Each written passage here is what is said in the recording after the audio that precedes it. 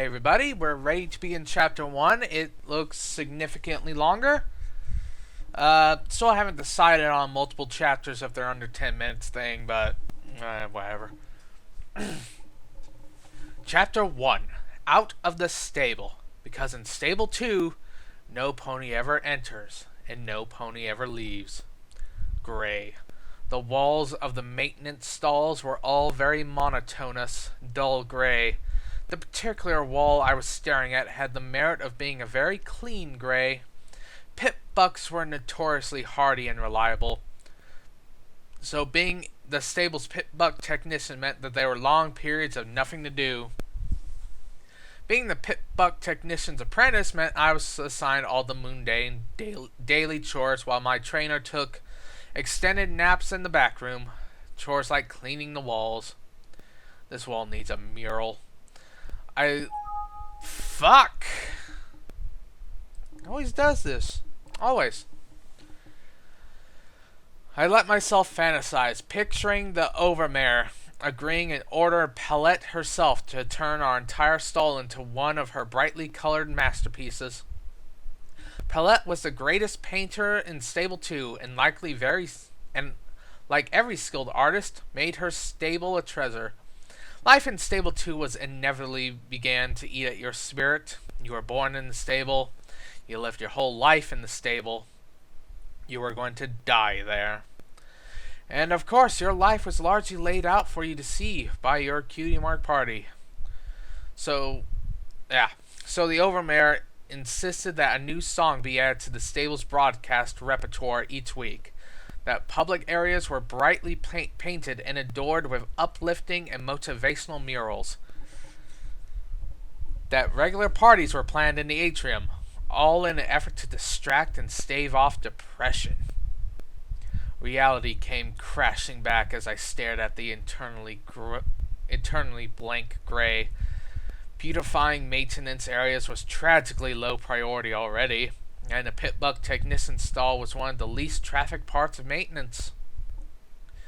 I felt my ears droop as I started to realize that I'd be staring at the same gray wall nearly every day for the rest of my life. Oh dear, is it really that bad?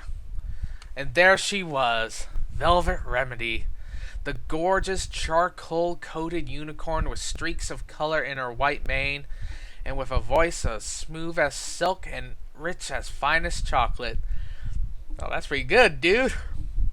Standing in the doorway of my stall, I felt it immediately grateful that I had finished the cleaning and simultaneously ashamed that the room was so beneath her.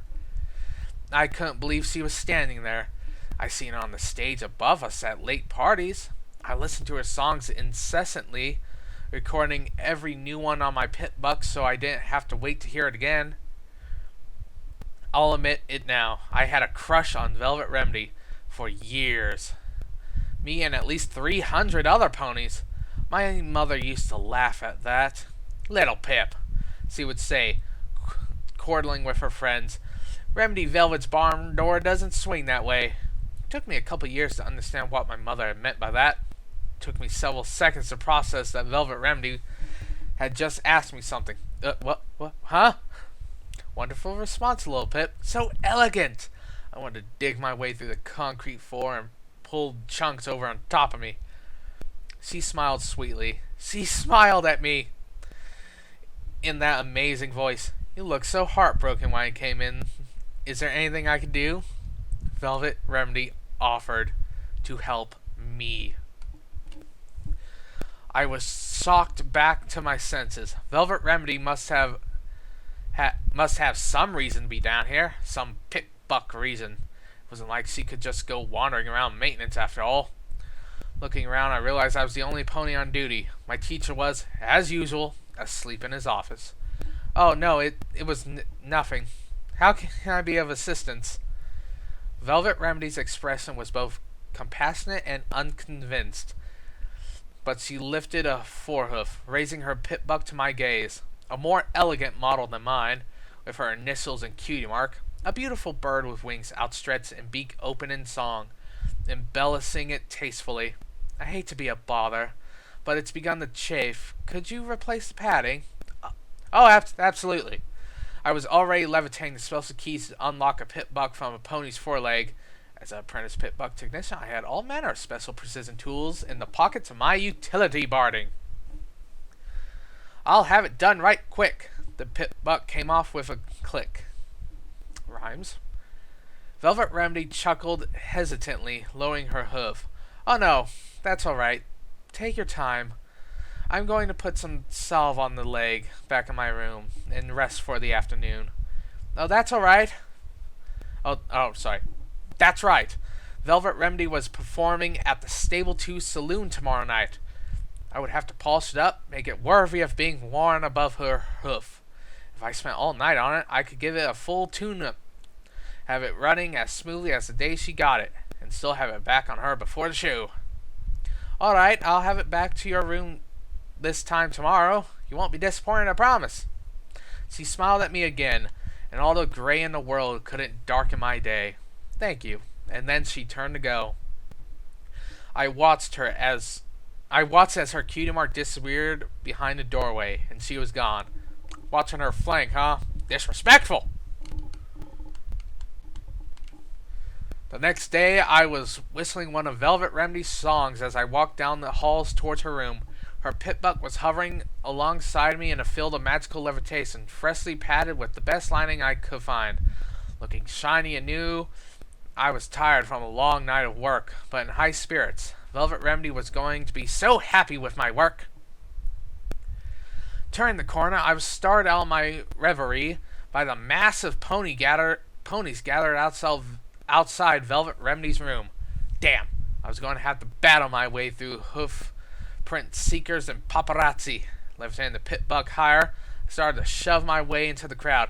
She's gone! How could she leave? The hushed voice of panicked whinnies around me grew alarming. Why would she abandon us? Gone? Velvet Remedy was gone? Then the words that stopped me cold. I didn't think the stable door could even open. She gone outside? Don't worry, every pony, boomed the voice of the overmare from somewhere in the crowd. I have the tag of each and every pony in the stable. I will personally send out a rescue party. We'll have our velvet back by the end of the day. Worry not. I felt I was drowning in cold, wet cement. My gaze slowly moved up towards the pit buck floating above me. I lowered my head, slowly trying to walk out of the crowd, curling the floating pit buck close. When the overmare brought up Velvet Remedy's tag, it would lead every pony not to Velvet, but to a pit buck sitting in the maintenance. With a thump, I backed into some pony, startling me through the levitation field, evaporating the proof, and the clean and shiny pit buck clattered to the floor. Turning around, I found myself eye to eye with the overmare. She didn't speak, her gaze turning towards the pit buck on the ground. Velvet Remedy's initial and cutie mark clearly visible. What is this? The overmare spoke slowly, dangerously. All eyes turned to me. I could feel every pair of eyes. No pony spoke. The silence bore down like a lead blanket. My mouth went dry. I couldn't find my voice. I didn't need to. I could feel the wave of loathing. Dozens of Velvet Remedy fan ponies, and I was the pony holding the reason why their idol was lost to them. The overmare's voice was low and surprisingly gentle. Take it and go to your room. Swiftly. She didn't need to tell me twice. I lay on my bed that evening, poking at Velvet Remedy's pit buck, as a radio on my own played yet another reiteration of the tragedy of the day. I couldn't believe it. Velvet Remedy was gone. I couldn't understand. How could she leave? Why would she go? The door out of Stable 2 was closed and sealed. Only the overmare knew the secrets to opening it, assuming it even could open, which obviously it could. But why? No pony really knew what was outside, if there was anything at all out there. Historical books suggested the world outside was blasted, lifeless and poisonous. That was at least the common and logical assumption. But a ghost story some pony told me at my first, and only, slumber party had given me horrible nightmares and still lurked in the shadows of my head. A tale of a pony who somehow got the stable door open and stepped outside, only to find out there was no outside! Just a great nothingness that whisked the pony away, devouring her soul so that she was nothingness too. Empirically, I knew that wasn't the case, but the mental image still haunted me. The two things I did understand was that Velvet Remedy had gotten me to remove her pit buck so the overmare couldn't track her with it, and that I was screwed. Being the smallest pony my age and the last to get my cutie marks did not facilitate building friendship with my peer ponies. Mother honestly didn't help either, nor did waking up screaming at my first slumber party. So I was used to being alone, but I'd never had enemies before. I'd been beneath the notice of other ponies, so I never had one hate me. I really couldn't blame them either, even though it totally wasn't fair. They were upset and hurt and needed a scapegoat. The news hadn't mentioned me by name, just Velvet Remedy's custom-decorated pit buck was found in the possession of a pit buck technician pony. But with a whole two of us, it wasn't hard for every pony to figure it out, even without the scene outside her room earlier. The overmare was speaking on the radio. We are all feeling this loss, but I want to remind every pony that Velvet Remedy chose to do this. She chose to leave her home, to abandon us, her family.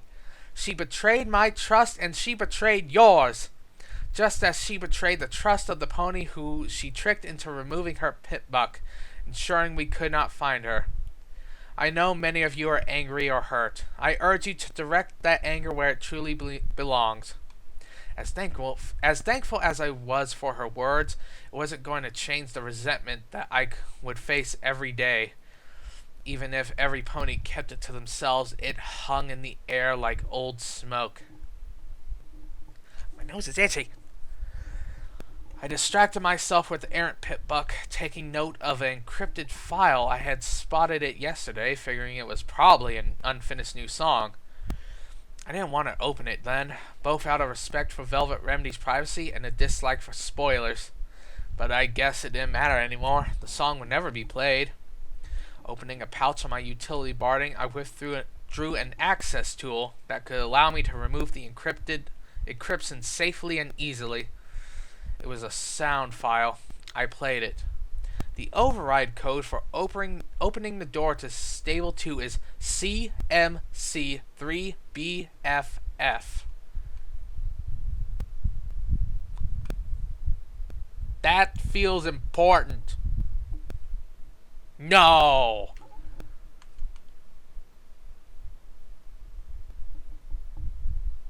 No!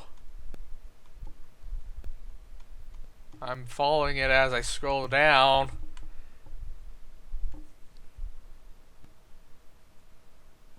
Okay. Actually, no, it can't be right. I shot up in surprise at what I had heard. Swiftly, I turned off the radio and played it again. I didn't recognize the voice. It was female, kinda sweet, and had a strange accent that didn't sound like anyone in the stable, but now I knew. No. But vaults are evil. They wouldn't do that. Must have sat there for hours, contemplating on what I should do. Finally, I made my choice. I was going to go outside after her. I was going to bring her back. I'll talk about that, what I think is going on with the code and the voice. I stood there, staring at the huge steel door that sealed Stable 2 away from the horrors, or nothingness, outside, and at the two guard ponies that blocked my way. I had my saddlebags packed with apples and necessities, even a big book of arcane sciences for something to read. I had 2 canteens around my neck. I was ready to go. but the overmare was making sure there were no follow-up acts. I can't read. Insistence and glowering looks weren't getting me anywhere. My horn was glowing, but they stood their ground unimpressed. They weren't going to let me anywhere near the control panel. Hey, aren't you the filly that let our Velvet Remedy get lost outside anyways? One of the guards inquired daringly, taking a bullying step forward.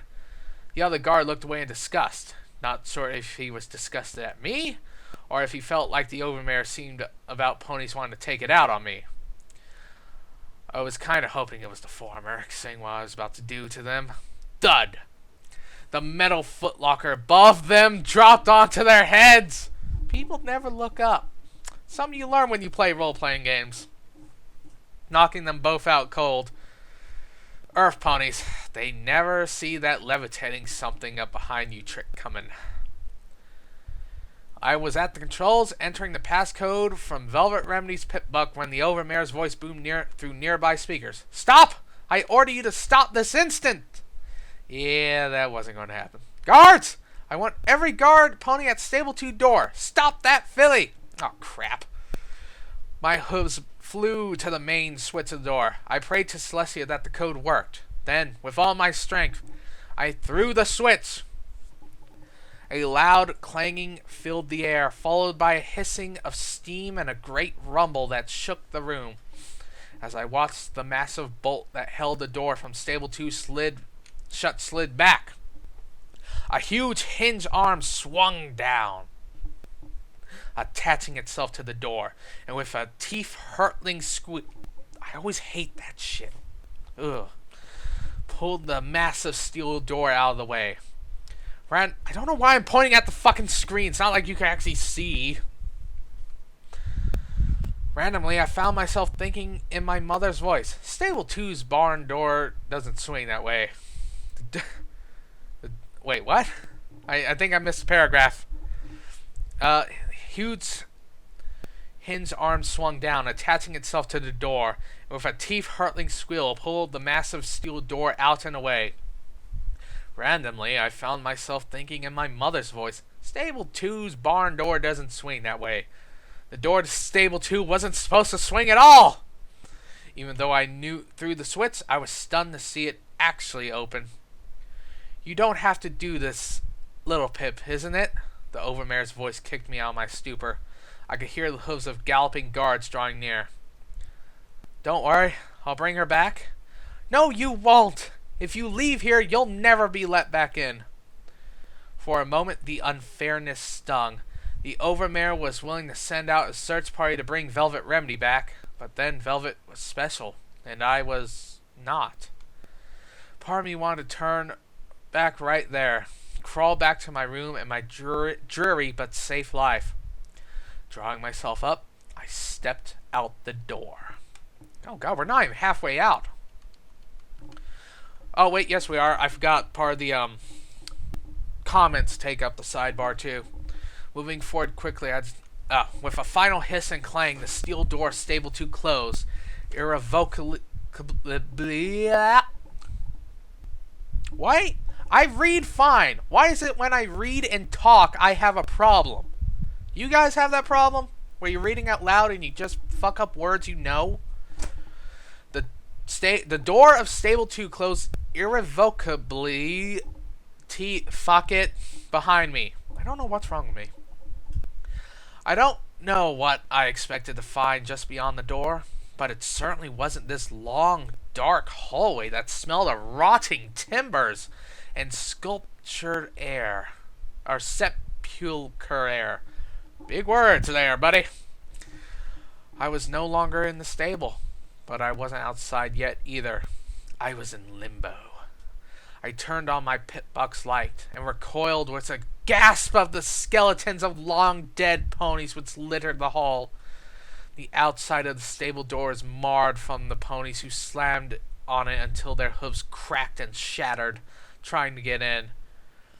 Moving forward quickly, I discovered that the hallway opened into an old room, with stairs leading up a horizontal door with a shattered lock. The entrance from the outside world into Stable 2 had been cleverly disguised as the door to a humble apple cellar. Oh. And by disguise, I mean the person who built it had been building an apple cellar. Taking a deep breath, I trotted up the stairs, swung open the cellar door, and stepped outside. Footnote: level up! Woo! Don't you just love those? New perk: Charlotte's La Philly. Plus 10% damage to the same sex and unique dialogue options with certain ponies. Oh, really? Anyways, oh my god. Okay, so I told you why I would think fucking awesome for one. They're at Sweet Apple Acres. An apple cellar. Really? And we're going back up. CMC3 BFF. A female, kinda sweet, and a strange accent. That's fucking Sweetie Belle. That code. Cutie Mark Crusader 3, best friends forever. I'm not sure if I'm right. I try to keep myself spoiler free, but when you play a lot of role-playing games that are heavily on the roleplay rather than mechanics, shit like this, with puzzles and clues and hidden stuff you have to puzzle out on your own with your friends around the table, you notice this shit. You start putting it together.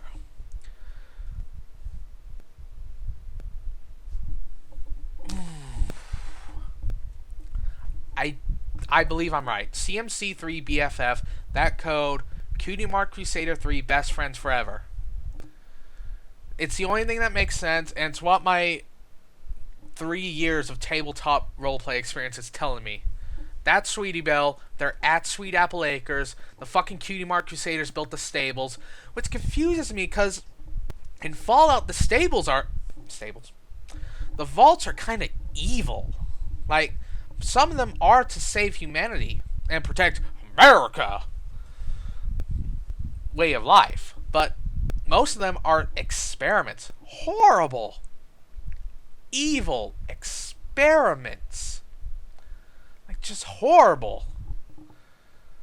And the idea that the Cutie Mark Crusaders might, I don't know, like I said, this mixes and blends, and it's not completely faithful to Fallout, but it's good enough. And I don't know if stable tech, it's probably stable tech, I know that much, if it's going to be evil like Vault Tech is. I hope it's not. I like the CMC. I don't want them to be evil, unless it's for a dark comedy, then it's hilarious. But I don't want them to be evil. And that's Sweetie Belle. I feel like crying now. I'm only on chapter 1. And this line right here. The second I saw CMC3 BFF, I knew it was the Cutie Mark Crusaders. That's the only thing that makes sense. And then it hit me. They're dead. Scootaloo. Sweetie Belle. Apple Bloom. Dead. I feel like crying now. We're only on chapter 1. We have a lot more to go, and I'm already on tears. Oh well, oh shit, 23 minutes. I guess we won't be doing multiple chapters. So, don't tell me if I'm right about the CMC. It could just be that Sweetie Belle was the overmare of the stable, and she made that their access code. So don't tell me anything. But do tell me what you thought of the chapter. Okay. Fucking stable under Sweet Apple.